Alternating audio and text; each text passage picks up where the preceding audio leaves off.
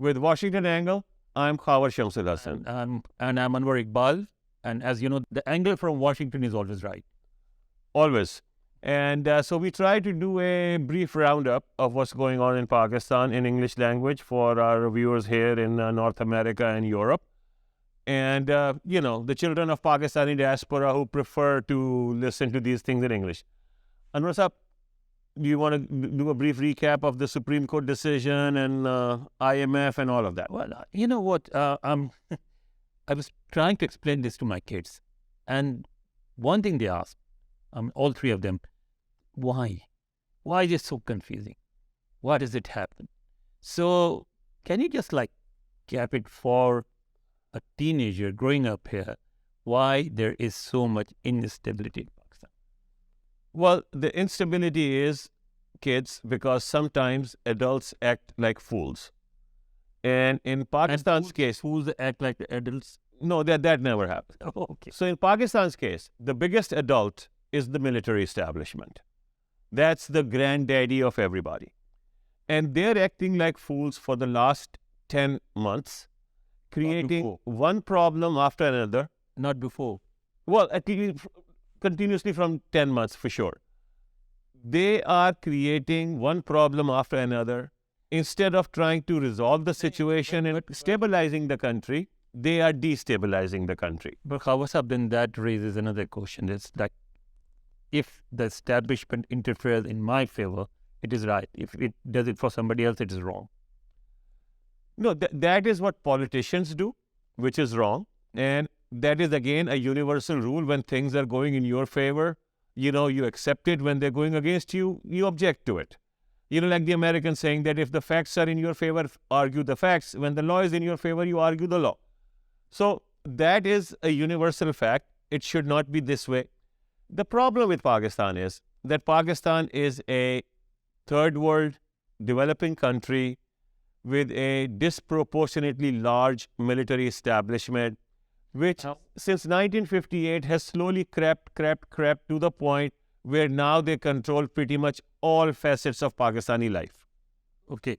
So what the Supreme Court did was, it was tackling an issue that has become the most important issue in today's Pakistan, which is whether the elections should be held now or later, particularly elections in Punjab and KP, because the provincial legislature in both these provinces have been dissolved, and the Pakistani constitution requires that when a legislature is dissolved, the elections for re-electing the members of that assembly, whether Punjab or KP, should be held within 90 days. The constitution is crystal clear on it. Very clear on it. It says they're not go beyond 90 There days. is no if and but. You have to form an interim government, and the interim government has mandate to rule over that province or even the federation only for 90 days, not even... No, their rule is also very limited. They cannot do any major decision. Yes. No, but they're running. But we're talking about this. Right. So not 91 days. Therefore, the Supreme Court took a suo motu or acted on its own to determine whether the elections should be held within the 90 days or whether they... No, sir.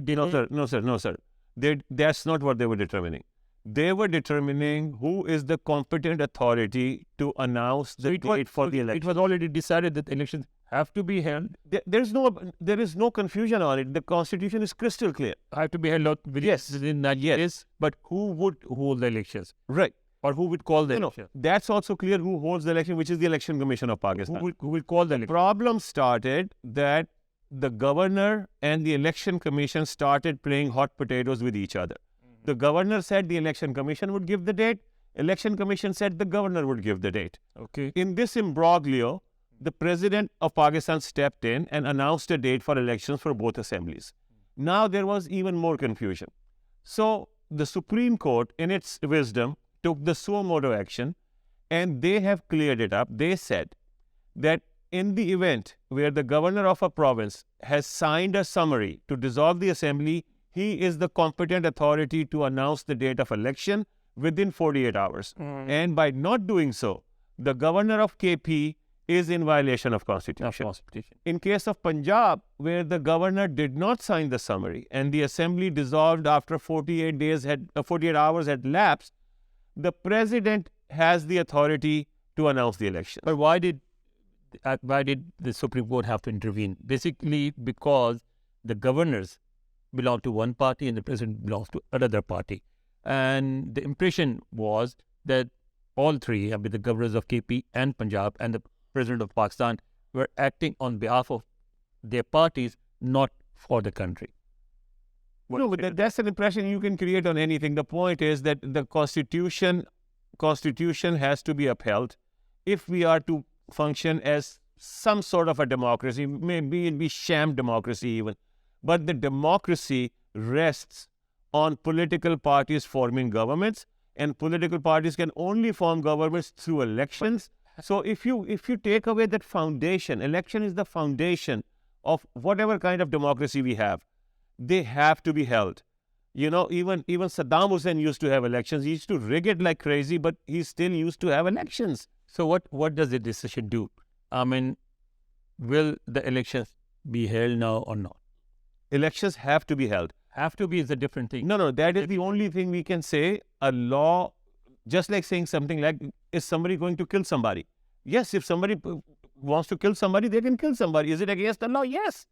So all that people can do, all that the justice, all that a court can do or a parliament can do is enact laws.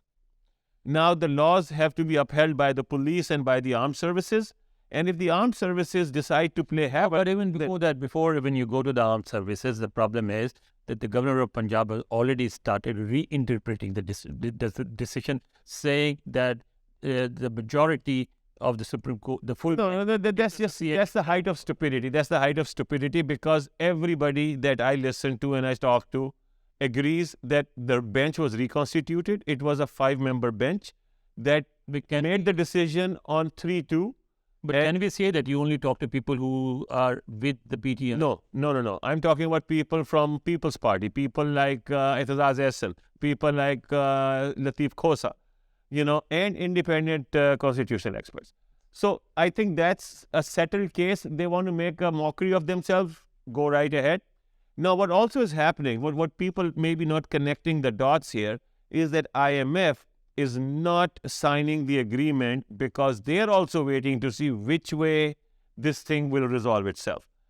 Yes, of course. If I were a banker, I would not want to lend money to a country where, you don't know what's going to happen in the next 24 hours. Will this government be there next week or not? Can you guarantee that this government will be there? No, nobody can guarantee that. So, because this is a government which, at least in these two provinces, which has or is trying to outlive its mandate.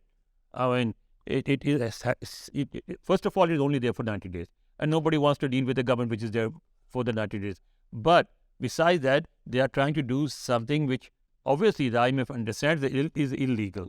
Okay, so they will not like to get involved in a situation like this. Right. There will be no major economic deal, financial deal with any international player, be that a bank or another state, unless we have sorted out our house, which is we hold elections, bring political stability, and then the next government, whoever it may be, can sit down with the IMF, with the lenders, and say, okay, now come and negotiate. No, and IMF is very clear that the president or the chairperson of the IMF has said very clearly that the poor should be subsidized, the rich should be taxed, whereas what this government is trying to give subsidies to the rich. The managing director, Georgieva. Right. Georgieva. And what other things that are happening is that the establishment or certain parts of establishment, some people in the establishment are going crazy, I think. They are now arresting retired generals just for making some comments in a TV show. So this is just getting worse and worse for everyone, especially for Pakistan. And like somebody said, and we repeated in our other two shows, that it seems to me that for Pakistan to win at this stage, the establishment has to lose. this is where we are with this weekly roundup. Do you have anything else to add? I agree with you that if you want stability, if you want to rebuild your economy, if you want to have a face in the international community, you must resolve this issue, and this issue will only be resolved in one way, which is to hold the elections now.